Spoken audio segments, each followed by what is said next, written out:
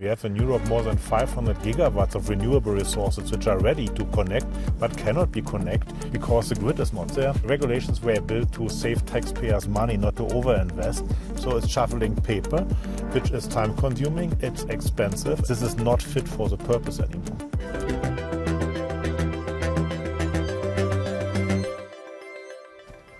Take one. Hitachi. Hello, I'm Angela Barnes. Welcome to The Big Question. Well, this is the show on Euronews where we speak to some of the most influential leaders in business. And today I'm joined by Andreas Schierenbeck, CEO of Hitachi Energy. Andreas, thank you very much for joining us on the programme. It's a pleasure to have you with us.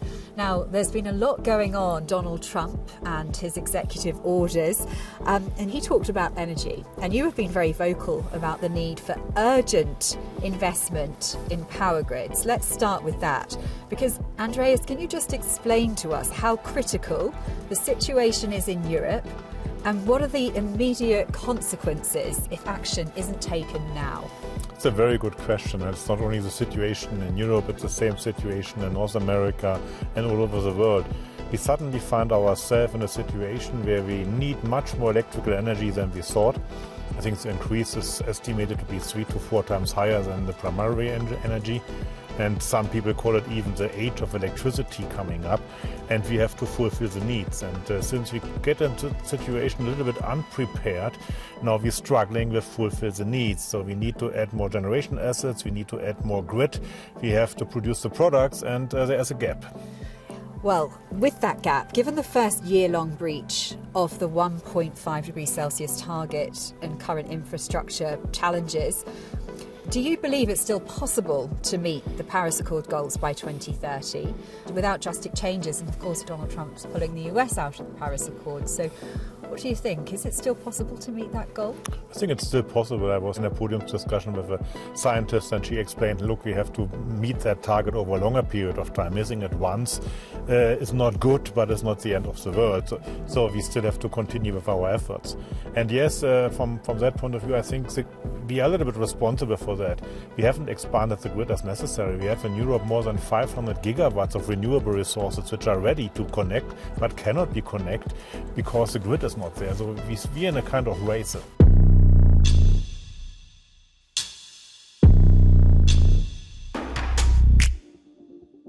You've compared the shift as well previously, Andreas, I've seen, from the energy supercycle to the era of electricity, to the rise of the internet in the 1990s. Can you just elaborate on this parallel? And what opportunities and risks do you see for businesses and governments in this transformation? I think the big opportunity is that now we understand that we have not only add renewables, we have to build the foundations, the grid as well. Otherwise, the whole thing is pointless. What we have to change and where you have to adapt is that we have to become faster. You know, the energy business was in the last 15, 20 years a kind of boring game, slow development. There was time for decisions. Actually, regulations were built to save taxpayers money, not to overinvest. And now we have to change it. We have to work together in collaboration, regulators, industry, customers, everybody, to take decisions faster, because the cost of not doing anything or not being fast enough is, from my point of view, higher than the cost of investing now. So would you say, just touching there again on regulation, is that one of the biggest obstacles to moving things forward with, for example, the daunting task in expanding grid capacity? It's definitely one of these things. Grid expansion projects take normally 7 to 8 years, and only 2 to 3 years are really construction. 5 to 6 years is permitting, so it's shuffling paper, which is time consuming, it's expensive, and it's definitely not what it should be. We can do that faster. It was right in a time where we were probably in a different world, but now I think we should sit together and say, look, let's adapt that together to become faster and therefore cheaper. And that permitting problem, is that unique to Europe? How long does it take, for example, for permits in the US? How does it compare? Is it... I think it's a global problem. Of course, it's a local problem because regulators are local institutions, but they always were set up in the same set of environment. Prevent taxpayers' money to be overspent, keep it in check. but the situation has changed. The planning horizon for grid expansion was 10 years and the grid project takes 8 years. You can imagine what happens if you suddenly have just more demand. This is not fit for the purpose anymore.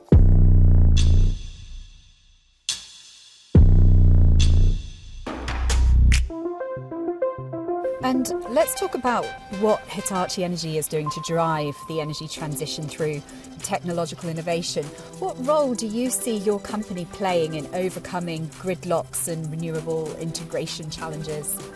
I think as Hitachi we play multiple roles. First of all, we are investing to expanding our production capacity. We're developing new technology to connecting grids and connecting renewables in a bigger scale and reducing losses there. But as well, it's our task to talk to the stakeholders, to regulators, to our customers, to foster this collaboration, to say, look, we want to achieve here one thing, so let's do it together. And you've called for unprecedented collaboration between governments, businesses and innovators to do this together. Can you share an example of a successful partnership or project that could serve as a blueprint for scaling grid infrastructure? It's difficult to point out one example. I think we are working together on that. Just to give you one example from my past, probably where this can work. In my past, I was running a big utility in Germany and they developed an LNG harbor. And I was told just a 40 kilometers high pressure gas pipeline would take 5 to 7 years to build and get permissions. Then the situation changed, as we all know. The same pipeline was built in 9 months.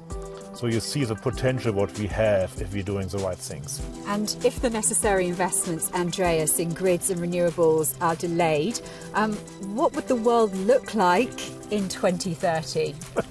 Big question. Good, big question. Narrow that down. I have no idea. I think we are able to mitigate all these things over the time. We will adapt, we will find solutions.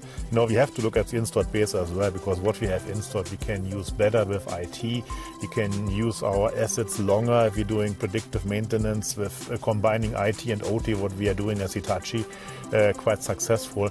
So I'm not saying delay the investments, but I'm not a pessimist that we're not solving the problems of the future. Brilliant. Andreas, thank you so much for speaking to us on The Big Question on Euronews. Thank you for having me. Thank you. Well, thank you very much for joining us on this episode of The Big Question. Don't forget you can catch more of our shows on our Euronews YouTube channel and also on the Euronews.com website. Just head over to business.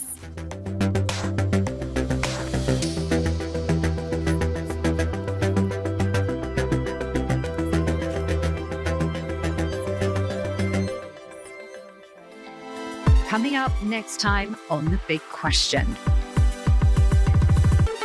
Space will be everywhere. You cannot live without space in 20 years from today. €1 invested in space programs brings about €5 back to the economy.